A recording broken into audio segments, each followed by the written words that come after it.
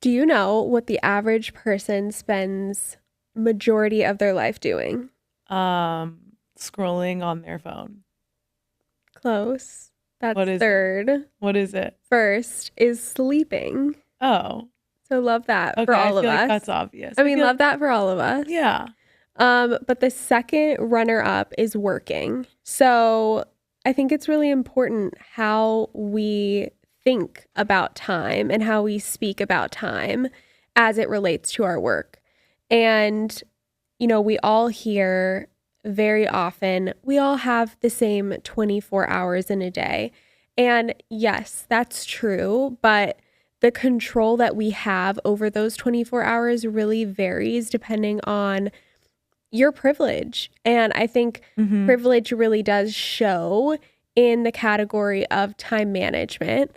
And so today we're going to be talking about procrastination, time management, and how to really get shit done. Welcome to Untitled. A podcast and educational brand where the nostalgia of higher education meets the sharp edge of a corporate boardroom. I'm Sophie. And I'm Alex. And together we deliver no BS insights for ambitious freelancers, corporate climbers, multi-hyphenates, and business owners. By challenging the limits of a single title, we're here to empower you to redefine success. And make your work work for you. Class is in session.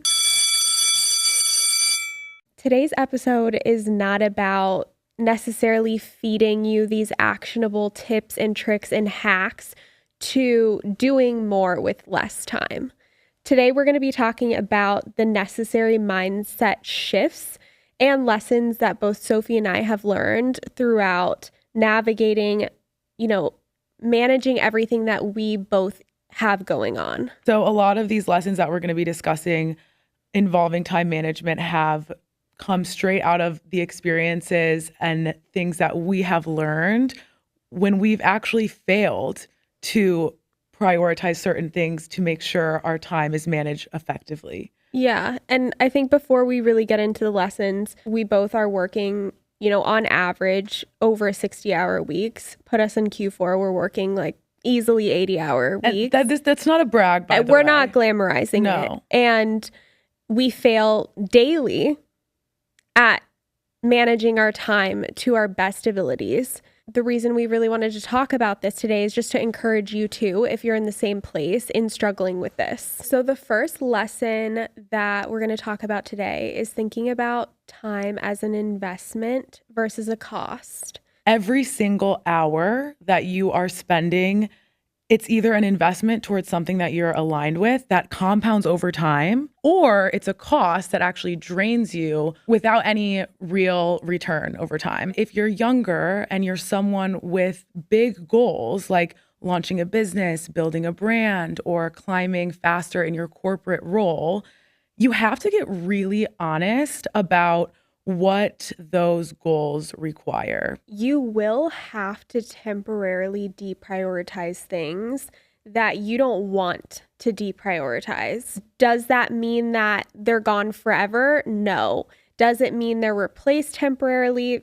Probably. You eventually will be able to bring back the things that you really want on your priority list with intention later. Yeah. That's critical. It will just shift in the moment. Right. It will shift right now. For example, this might look like skipping a Friday night out because you want to wake up early on Saturday to work on your business. But I want to get really clear on one thing. I'm not saying don't go out. I go out. I love going out. And honestly, there are times that I fully believe that going out can be considered an investment and not a cost, because it builds connections. It strengthens my relationships with people. And I'm an extrovert, so it really gives me this like mental reset and heightened energy when I am around people, when I do go out with people, that I actually do show up in my work and in my goals better. But the difference is intentions. So you have to think about it like, are you going out because it aligns with what you need right now? Or is it because it's what everyone else is doing? Or are you avoiding something that's on your plate? I think a good gut check for this is to ask yourself how you're going to feel after doing whatever it is you're about to do. Yeah. If you are considering going out with friends, ask yourself, am I going to feel better when I get back? Am I going to feel more charged? Am I going to feel excited to dive into my work because I got that break? Or are you going to feel like, oh, I completely avoided responsibilities, and instead of really enjoying that time that I spent with my friends, I was actually worried about everything I had to do when I got home. I think it's gauging that. One more note on viewing time as an investment or a cost. I know this episode is about procrastination, but I really want to hone in that you can view people like that as well. The people that you're hanging out with, they're either an investment or a cost, and that can also affect how you're spending your time. If you are spending time with people that are draining your energy, that's a cost. That's a cost to your time. That's a cost to your energy. And it could be a cost to your business or your line of work, whatever you're doing. Rather, if you're investing your time into people that are also super aligned with your goals, and you're investing your time with people that you want to become or you want to be more like, that's going to be an investment into your future goals, your business, and your line of work. So yes, we're talking about time in this instance, but in the same breath, the people you hang out with will affect your procrastination and time management as well. So I think that's super important to know. Lesson number 2 is procrastination isn't about lack of productivity. It's about being pulled in so many directions that you don't have the clarity to understand what your next action step will be. And I think this really boils down to productivity starts with proper prioritization. When it feels like there aren't enough minutes in the day, it's usually not a time problem in my personal experience. It's a prioritization problem. And I think that this manifests in so many different areas of your life. It can manifest in your work life. It can manifest in your personal life. And if you find yourself constantly ping-ponging between doing super well in one area and dropping the ball in another, I think that is a telltale sign to really reevaluate how you're choosing what gets your attention. At the end of the day, you cannot do everything, but you can be more strategic and deliberate about how you're spending your time, and protect it. Protect your time. It's very valuable, and preserving it is essential. Yeah, it's essential. Lesson number 3, you cannot manage what you don't measure. This is something that Alex is actually a genius at, and she has taught me a lot. You are, you really are, and I'll let you get into like most of it, but you can't manage what you don't measure. I just wanted to read that again for you guys. It's crazy because I see what I'm about to tell you happen all the time in my personal life, almost every single day, where I list out everything I need to do every morning. I write it out in my notebook, and it's this, not super long to-do list. It might be like 10 things. And in my brain, I'm like, that is so doable. Like, I'm going to get all of this stuff done today. And the day goes on, and I've actually only checked off like 2 out of the 10 tasks. And it's not because I wasn't working. Like, girl, I'm working. I just completely underestimate how much time it takes me to do certain tasks. Yeah. As somebody that's working on this, how does it feel when you underestimate how much time something takes? I'm going to be honest. I feel really disappointed in myself. Okay. Because I'm like, yeah, I didn't get that done. I told myself I was going to get it done. Yeah. And it's like there's this level of, why can't you work faster? Like, right. Why it's a judgment. It's so judgmental. Yeah. Yeah. I think it's self-judgment. And, someone wise that we both know talks about breaking promises to yourself and how that affects the relationship that you have with yourself. And I think to a degree, this is a manifestation of that. 100%. Overcommitting to things and not getting them done in a work environment is just as damaging as overcommitting in your personal life and not fulfilling those commitments. So If your brain is feeling really overloaded on a normal basis, especially if you're in the early stages of running your own business, or you just started a new job and you're like in that zone where you're just trying to like overachieve and prove yourself, I think it's because you're trying to do too much. And in a lot of these cases, nobody else is holding you to that standard. A lot of the time, we actually self-sacrifice to be held to that standard. It's inevitable that if you're trying to cram in 27 hours of work in a 24-hour day, that you are not going to feel good. Because when are you sleeping? When are you eating? You're already maxing out the day just with the work you have. Sophie's feeling very seen across from me right now.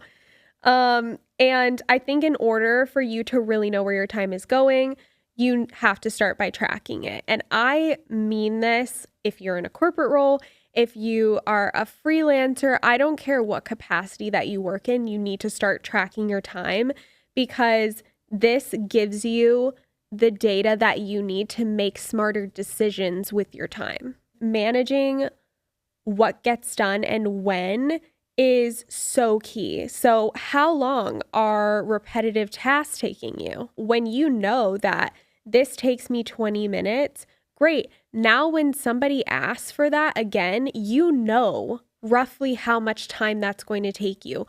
Don't overcommit and don't underestimate how long things take you. I was reading something recently that there's some sort of phenomena that we are so good at estimating how much time something is going to take someone else, but for ourselves, we underestimate chronically. That's really interesting. So, and when I read it, I was like, duh, because when I work with other people, I'm like, I think that that's like a really crazy timeline for you. Right. Literally. Could I say that to myself sometimes? Like, could I give myself a little bit of that energy? I'm like, don't worry about it. We're going to push the deadline out because that would just be insane. You need more time. I have it in me, but like the energy's not getting directed to me. So I think a way that you can kind of frame this is when you are receiving a request to do something, if you know how much time it's taking you, 20 minutes, let's say, double that. Because that's what we do for other people, typically. 100%. And for you to have that buffer, let's say you get it done sooner, great. You have a little space. I love when that happens. You have a little bit of space in your day. And so start time tracking, because that is going to really empower you to understand how much time you have in a day and how much time things are going to take you. And I think chronically underestimating how much time things take ultimately also creates debt, time debt. And so even if you do really good one day, you can have so much time debt built up over time that you're never going to catch up. And that's just a really bad symptom of improper time management and not understanding the value of your time. Feeling like you constantly don't have enough time is a scarcity mindset that bleeds into other areas of your life. So do better at understanding how you're using your time. Lesson number 4, you cannot create more time, but you can create capacity. And let me explain this. You can't create your capacity out of thin air, but you can create opportunity to have things lifted off your plate in whatever area you need in your life, so you feel like you can have a little bit more capacity in what really matters to you and where you really want to spend your time. Yeah, it goes back to priorities. One of the biggest shifts that I've been experiencing even recently is understanding my own personal capacity to do things. It's a very hard lesson, especially if you are someone who is trying to do it all, to learn that your capacity is not limitless and you cannot be running on willpower alone. Burnout will catch up, And I think it's kind of funny because I realize that burnout doesn't always look like what you think it will. For me, I assumed that burnout looked like hating your life, dreading waking up every morning, feeling miserable at work. But what I've realized is burnout can actually sneak up even when you love what you're doing. I'm working these like 12-hour days on my computer. I'm not leaving my desk. It's unhealthy. It's not okay. And I'm like, I'm not burnt out. I love what I'm doing.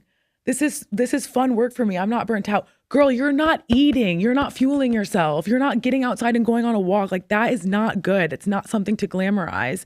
And I think the mindset shift that I had here was loving the work that you do doesn't change the fact that you're one person with limited energy, and it's about understanding your capacity.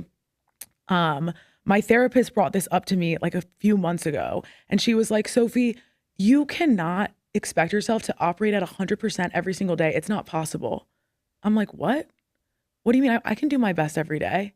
And she's like, yeah, your best isn't at 100% capacity every day. So stop expecting yourself to show up at 100% every day, because it leads to self-sabotaging behaviors. It leads to self-doubt, negative self-talk, which ultimately makes you not show up at work in your best light. You don't do your best work that way.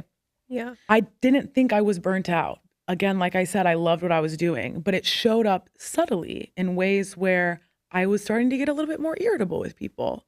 I had a little bit of mental brain fog here and there. I had this like low level anxiety that I couldn't really explain, but I was feeling it daily and feeling like everything is urgent. That was another like symptom that I had. And it's not because I didn't like the work. Like I said, I loved the work. I just simply pushed past my capacity for too long. I think once you start seeing your capacity as something that you manage, you don't create it. You just manage Right. it. And I'm going to say this for everybody. Every person has a different capacity. So if you have somebody that you really look up to and you're like, how are they doing all of that in their day? That might not be realistic for you. I think that's true, but you also have to take into account how your capacity is not fixed. Your capacity can change every single day. 1,000%. I think that though goes back to how we said in the introduction that everyone does sure have the same 24 hours in a day, but there's a lot of different factors that influence how much control you have over those 24 hours. And I just think that it is a misconception that everyone has the same capacity. And so how do we manage our capacity? Because it's not just something you can force to conform to your expectations of your life. And so for me, this might look like delegating things that don't necessarily need to be done by me personally. If you're in the early stages of your business, this is for any business owners, sometimes investing money in delegating can feel very scary. I know that it has been for me. Me too. And when you aren't making a considerable amount over that investment that you're going to have to make to delegate it, it can almost feel like a bad decision. It's not, though. No, it's not. And ultimately, the goal is to create space for you to do the things that are most important to get you to move forward. And so if you're getting so distracted with all of these things that aren't within your priority list, then they aren't within your capacity. So then we do need to delegate them and invest to get them off of your plate. And when I say like invest to get some of these things off your plate, don't spend more than you can, but also know that you can't afford to spend nothing if you want to manage your capacity properly. And another way that you can manage your capacity is pausing things that aren't important, or that aren't in alignment with your current goals. I had to actually say no to an opportunity that I have been wanting for months because the timing was so off. And I said yes initially because it was something I wanted. And then I sat with it overnight and I was like, I want this so badly, but it's not on my priority list right now. I had to literally say no because it had fallen off of my priority list. That is hard to realize. And so just because maybe your gut feeling is a yes, remember you're still like getting used to the fact that your priorities have changed as well. If you're a business owner, you have an agency, you're self-employed, a freelancer, sometimes we want to say yes to every opportunity. Actually, I want to say yes to every opportunity all the time, forever. And that's just not realistic. And so everyone says that time is your biggest asset, but I think truly it's your energy that is the asset. Okay, lesson number 5. Busy is not the same as productive. Beware of performative busyness. Ooh. This is a trap so many of us fall into. Ooh. A trap a lot of us fall into. Feeling a little exposed. Especially if you're in client services or corporate. It's equating busy to feeling valuable. My sister is in town right now, and we were actually talking about this yesterday. She has a client that made a request, and when she saw the request come through, she didn't know the answer to the request. And when she saw it, she was like, oh, I don't know when I'm going to be able to get this done. But she wasn't going to say that to them. And so she kind of let the email marinate for like 24 hours. And 24 hours passes. And at this point, she has this pressure now to respond to the email, like because she's feeling this guilt that, she didn't respond right away. And so she just like agrees that she's going to get this to them in half the time it would take a normal person to deliver this. We're just talking about this. And why? Like, why did she do this? But also, why are we all doing this? Because I know she's not alone in this. Mm-hmm. And I think that it's really the pressure to just say yes comes from the guilt of not doing enough or not feeling like you are providing enough value, to your point. Because she didn't have the information that she needed to respond to that email, she didn't. And so then she overcommitted. How do we keep ourselves from doing this? I think that a really good way to prevent this from happening is when you get a request from anyone in corporate, you are a freelancer, whatever your capacity is, acknowledge the request, but don't pressure yourself to respond right away. Confirm receipt. Right. Acknowledge, yes, I want to do this, but I'm going to follow up with you in X amount of time to give you a realistic turnaround. Exactly. Like, we have to start building in some of these tools that we can reach for when we're in a moment of like, oh shit, what do I respond to this? Or like, what does my capacity look like? It is okay for you to not see an email and know immediately if you can commit to it or not. When you are in a constant state of exhaustion, anxiety, and overwhelm, it's kind of one of those things where as long as you're feeling those things, like, how can anybody say that you're not doing enough? Like, you're down bad. Like, So, but I don't think that those things mean you're doing enough. And I think we think that, like that's a mindset. It's just subconscious. Yeah. That's where your brain goes. So you kind of have to learn how to rewire that. You're like, overwhelmed, check. Anxious, check. Perfect. This is great. I'm doing enough because I'm feeling those things. And that is just it's not sustainable ultimately. And it's not going to get you any closer to what you're trying to achieve. What is a sustainable approach and what will get you closer to what you're trying to achieve is actually measuring the impact of your work, not the effort. We've talked about this in almost every episode we've done. It's like not what you're doing, what's making you busy all the time. It's what is actually impacting the organization that you are running or that you are working for.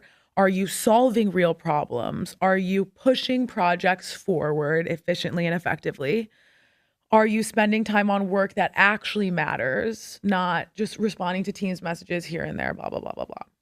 I think that there's also a level of holding space for breakdowns in every process.